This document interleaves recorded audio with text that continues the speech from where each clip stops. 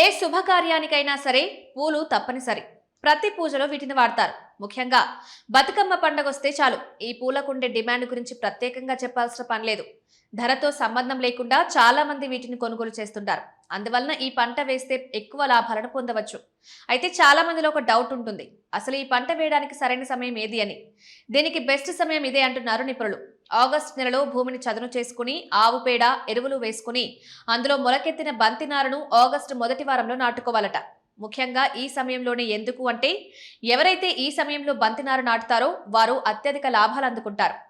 August మొదటి వారంలో బంతినారు నాటుకోవడం వలన ఇది సరిగ్గా బతుకమ్మ పండుగ నాటికి చెట్టు నిండుగా పూలనిస్తుంది. ఈ సమయంలో నాటిన మొక్కలు పండుగ సమయానికి పూలనిస్తాయి. అందుకే ఆగస్టు మొదటి వారంలోనే తప్పకుండా బంతి మొక్కలు నాటుకోవాలంటారు. మార్కెట్లో అన్ని పూల కంటే వీటికి డిమాండ్ చాలా ఎక్కువగా ఉంటుంది. ఎందుకంటే ప్రతి పండుగ, చిన్న శుభకార్యానికైనా సరే ఈ పూలు ఉపయోగపడతాయి. ఇక ఆగస్టు నెలలో ఈ మొక్కలను నాటుకోవడం వలన ఇంకా ఎక్కువగా లాభాలు పొందవచ్చు. ఎందుకంటే బతుకమ్మ సమయంలో ఈ పూలు బాగా పూసి మంచి లాభాలను ఇస్తుంది. తర్వాత దీపావళి పండుగ సమయంలో కూడా వీటితో అత్యధిక లాభాలు పొందవచ్చు. అందుకే ఆగస్టు నెలలో ఈ పూల మొక్కలు నాటుకుంటే రైతులు చాలా ప్రయోజనాలు పొందుతారు. అత్యధిక దిగుబడి వస్తుందని చెప్తున్నారు నిపుణులు.